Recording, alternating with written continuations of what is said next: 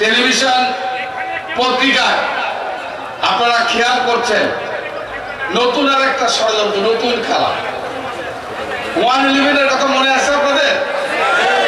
এই 111-এ আমরা 2001 থেকে 6 সাল পর্যন্ত এই বিএনপিকে যারা বিতর্কিত করেছিল বাংলাদেশের মাটিতে, সেই সময় তরুণ আমাদের নেতা উদীয়মান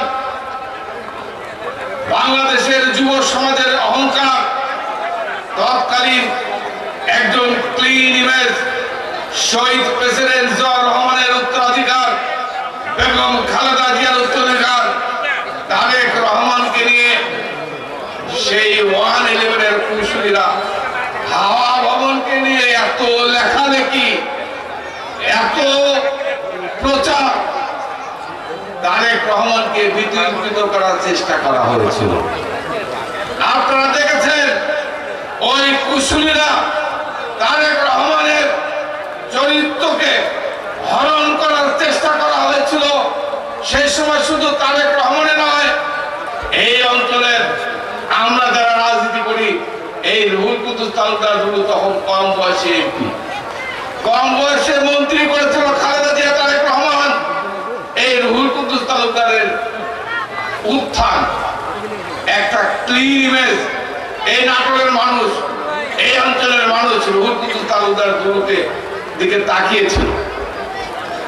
এই রুহুল কুদ্দুস তালুকদার দুলুকে সেই 111-এর কুশলীরা আমার চরিত্র সে সময় কলঙ্ক দেওয়ার চেষ্টা করেছে। তারা তখন আমাকে জঙ্গি বানিয়েছিল, বাংলা ভাইয়ের কি বলে কি মদতদাতা বানিয়েছিল। শুধু আমি নয়, ব্যারিস্টার আমিনুল হকের মতো একজন সজ্জন, আমার রাজনীতির জীবনে এত সৎ ভালো মানুষ আমি জীবনে দেখিনি।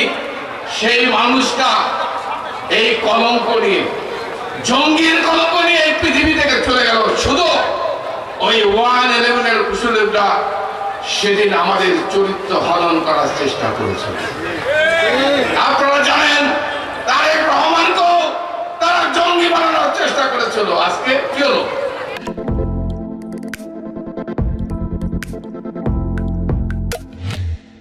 আজকে মিথ্যা প্রমাণিত হচ্ছে, আজকে মিথ্যা প্রমাণিত হচ্ছে। আজকে রুহুল কুদ্দুস তালুকদার গুলো, ওই আলমগীর কবির, ওই মিজানুর রহমান গুলো, নাবিল মোস্তফা মরে গেছে, ব্যারিস্টার আমিনুল হক মরে গেছে। আজকে প্রমাণিত হলো সেদিন তারা মিথ্যাচার করে বিএনপিকে বিতর্কিত করার চেষ্টা করেছিল। আজকে তারেক রহমান কি আজকে সবচেয়ে ক্লিন ইমেজের মানুষ হিসেবে বাংলাদেশের মাটিতে আজকে প্রমাণিত হয়েছে। এই কুশলীরা, প্রিয় ভাইরা আমার কথা পরিষ্কার, এই ষড়যন্ত্রকারীরা আবার নতুন করে ষড়যন্ত্র শুরু করেছে।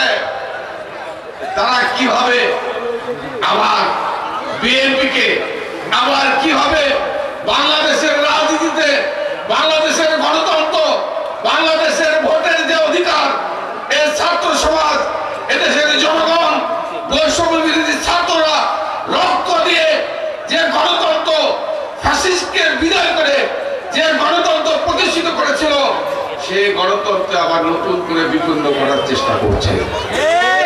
আমি আমার সাংবাদিক ভাইদের বলতে চাই, আমার বাংলাদেশের সাংবাদিক ভাইরা, আপনাদের কাছে আবেদন, যারা 15 বছর শেখ হাসিনার দালালি করেছে, দালালি করতে করতে আজকে জেল খাচ্ছে, দেশ ছেড়ে পালিয়েছে। এখন যারা আপনারা আছেন, আপনাদের কাছে ইয়াং সাংবাদিক ভাইরা, এই ষড়যন্ত্র 111 যারা এনেছিল, ওই 111-এর নায়করা দেশ ছেড়ে পালিয়ে গেছে, কিন্তু যারা আনতে সাহায্য করেছিল, যারা ষড়যন্ত্রকারী, তারা কিন্তু বাংলাদেশে এখনো আছে।